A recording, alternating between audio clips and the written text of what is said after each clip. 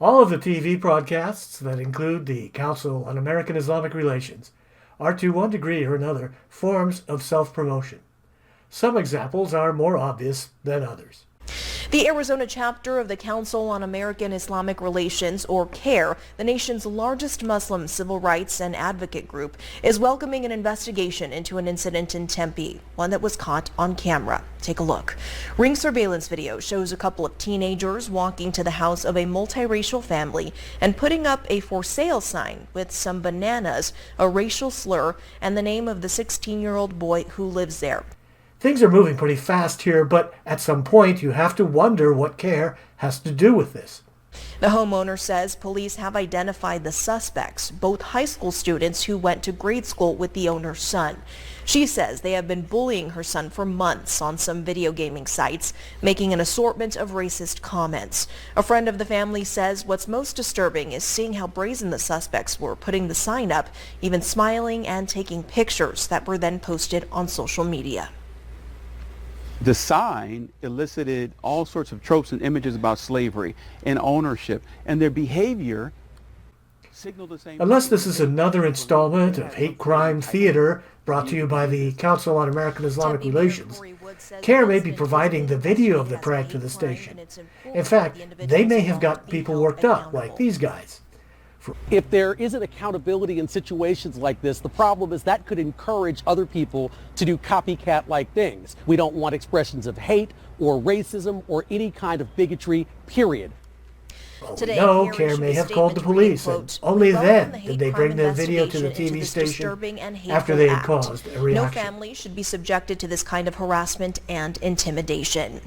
CAIR says it stands with everyone challenging all forms of racism and bigotry, including anti-Semitism, xenophobia, Islamophobia, and white supremacy. It is really anybody's guess because they don't tell us what CAIR has to do with this story. She has been in contact with the suspect's schools. She says one has already been suspended, but no word on the other.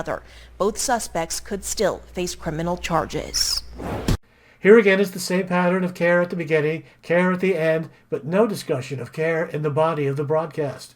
And the reason is in the video clip this time. The Council on American Islamic Relations, or CAIR, is calling for the resignation of Riverside County Sheriff Chad Bianco. This comes after Bianco confirmed he was once a paying member of the Oath Keepers. As Inland Empire Bureau Chief Rob McMillan tells us, the sheriff is now defending his past membership in the extremist group. Although Riverside County Sheriff Chad Bianco says he is no longer a member of the Oath Keepers, he says he did pay for a one-year membership to the group back in 2014. That's on our list of hate groups all across this country. Late this afternoon, the Council on American Islamic Relations called on Bianco to resign. In the past, Sheriff Bianco has condemned those who entered the Capitol illegally on January 6th. Again, CAIR has nothing to do with a news segment that they bookend. Here, the nation's largest Muslim civil rights organization fully supporting charges against two men who allegedly used racial slurs and threats targeting African Americans in Sheboygan. Now, in all, 6 attackers were arrested, 2 facing charges for hate crimes. Scott and Ryan Roeder, Cristala McKinney says that she was driving home with her aunt on July 4th when they made a U-turn on a dead-end street. She says a group of people approached the car, started shouting at them. The dude, they called us talking about go back to Milwaukee, throwing their beer cans at the cars. One of the dudes jumped off the porch, ran on Tanisha's side, and slapped her glasses off her face. They running up, like they run up towards us, get to hitting us. And that's when they tried to take me in their house. The dudes like, hang these. Yeah. We're told when her dad, Gregory Thomas, got there, he says the suspects surrounded him. They say one person had a shovel, another had a knife. The guy come on out with the shovel, and he like getting ready to swing the shovel. I got my hand on up so he wouldn't hit me in the face. So he hit me in the side twice. Meanwhile, the Council on American Islamic Relations is praising the prosecution, issuing the following statement saying, quote, "This appears to be yet another manifestation of growing racism and white supremacy in our nation.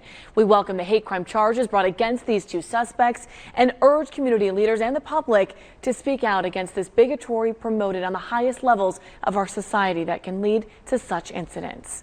By the end of this news segment, you will learn as much about CAIR as you will about the actual subject of the broadcast, even though they have nothing to do with it. The State Patrol says it's investigating whether there was a, quote, racial component to Friday's shooting. But a national anti-hate group is already condemning the crime. Julie Cornell's on the live desk with more. Well, the Council on American Islamic Relations, or CAIR, is among one of the first anti-hate groups to come out against Friday's shooting.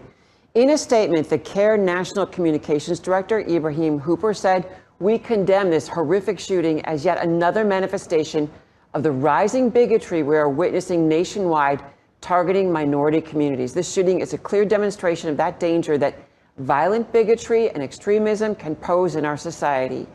He added that CAIR stands in solidarity with all groups from challenging hate. Crete police say the victims, all Hispanic, had called them about the suspect, as we said, 74-year-old Billy Booth, before. They say he flipped them off and used hate-filled rhetoric, but they considered the situation resolved when police came. Told them to go home or back to where they came from, to speak English. The Victim Connect Resource Center says it's important to file a police report if you feel an incident was hate motivated. Make sure you ask the responding officer to check the box on the police report to mark it as a possible hate crime and ask for a copy for your records. CAIR's reaction to something in the news and their press releases are news in and of themselves. The Council on American Islamic Relations releases a statement applauding the sentencing of two Owensboro teens who were arrested 2 years ago for allegedly attacking an Afghan refugee. The organization says the teens will serve 30 days after being convicted on a misdemeanor wanton endangerment charge. In the release, CAIR says the two pepper sprayed the person and repeatedly shouted "white power" during the attack. It also claims the teens had allegedly been influenced by an online extremist group. Owensboro police say the January 2022 attack happened near a hotel on Salem Drive. OPD worked with the FBI to identify the suspects. The International Center of Kentucky says that 191 Afghan refugees came to Owensboro from 2018 to 2022. We don't know why TV stations are so eager to put CAIR on TV. But no matter how many times this appearance of impropriety is pointed out to them, they can't stop selling us the Council on American Islamic Relations, making an assortment of racist comments.